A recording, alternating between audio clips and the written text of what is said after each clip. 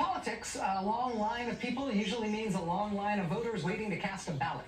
But this long line, this is constituents who are actually waiting their turn to speak to one person. They're waiting in line to try to speak to their member of Congress, who is Republican Kevin Kiley. They are waiting in line in Congressman Kiley's office in Nevada City, California, so they can each, one by one, ask him to please hold a town hall with them.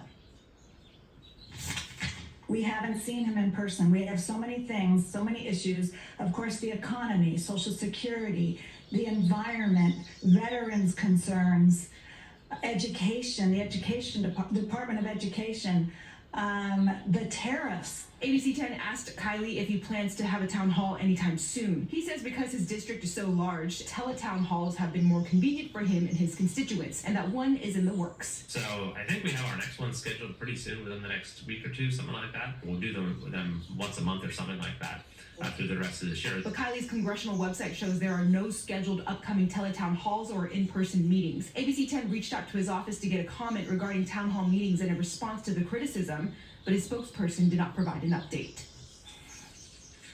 I'm sure we've got one scheduled. I'm sure it's, don't look at my website. Can we schedule something? Don't schedule something. With no official town hall on the schedule, the local Indivisible chapter plans to hold their own town hall for Congressman Kiley's constituents. They're going to do that on March 20th. Perhaps Congressman Kiley will teleport in or something. Meanwhile, check out what's happening in New Jersey. For several weeks now, people in the congressional district represented by Republican Congressman Tom Kean have been asking him to hold a town hall as well. So far, no joy, but somebody's going to fill that vacuum. Now that the Democratic former congressman who used to hold that seat, who lost that seat to Tom Kean in 2022, he says he's ready to go and he'll do it. Former Democratic Congressman Tom Malinowski has now announced that he will hold an in-person town hall in his very competitive former district on Thursday night this week, because the Republican who represents that district now is apparently too afraid to do it. Consider also what's going on in Wisconsin. Republican Congressman Derek Van Orden has been refusing to hold a town hall with his constituents as well. This weekend, Democratic Congressman Mark Pocan, who represents a neighboring district, he stepped in to hold one this weekend, essentially to take in the slack. Congressman Pocan arranged to hold the town hall that he had this weekend way over in the corner of his district, about as close as he could get to the neighboring Republican district that's represented by Derek Van Orden. He invited Congressman Van Orden to show up. The congressman did not, but his constituents did. Karen and Mark Essex live in Van Orden's district and say that they're upset at the representative for not being transparent with them. He doesn't do any town halls, and very disappointed in that. He's not listening to us. He's not representing us. He didn't show up, and he's unwilling to talk about the basic issues that we have. The local news station WKOW wrote at the event like this, quote, "In a town with just over 1,000 residents, hundreds of people packed the Village of Belmont's community building Saturday. The building was filled to capacity, with people even waiting outside and peeking through the windows to hear Congressman Mark Pocan." Congressman Pocan may have inspired more than a huge turnout in that corner of his district. Today, the Democrat who narrowly lost to Republican Congressman Derek Van Orden, today she announced that she's going to go up against him again this November. Rebecca Cook is her name. As Congressman Mark Pocan put it this morning, quote, "I think Derek Van Orden's morning just got bad." Joining us now is Congressman Mark Pocan, a Democrat of Wisconsin. Sir, it's nice to see you. Thanks for making time to be here. Well, thanks for the invite, Rachel. Tell me about the decision process that you went through about holding this somewhat unusual town hall in a corner of your district that's definitely a more Republican-leaning county, very close to the Republican represented district that's held by Congressman Van Orden.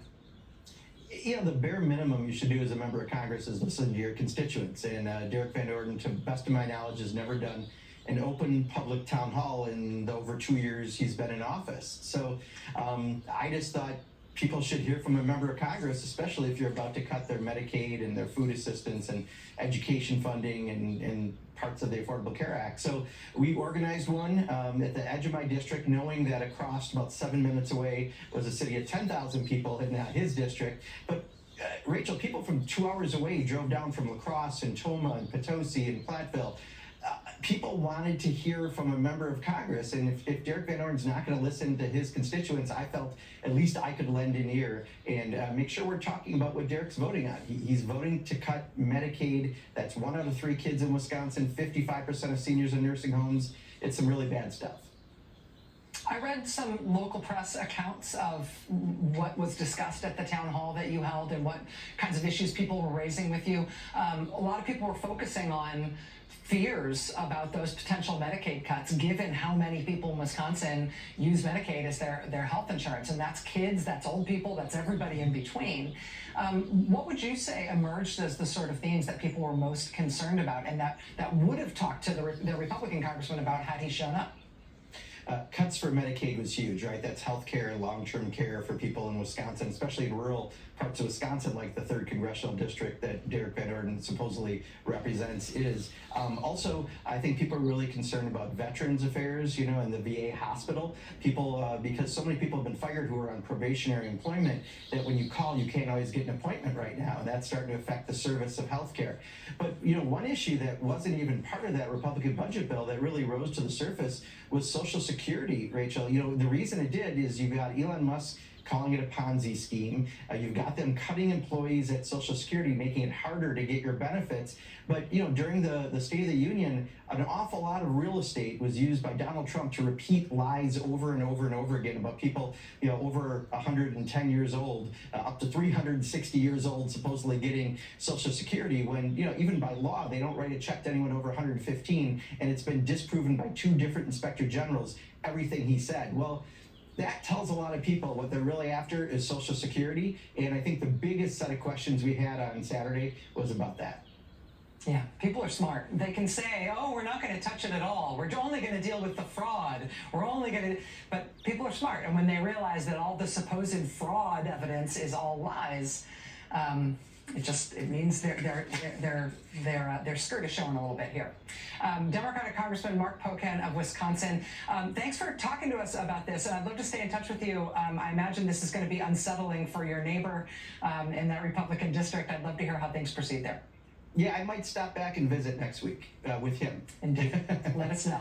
Let us know. Thank All right, you. we got more news ahead tonight. Stay with us.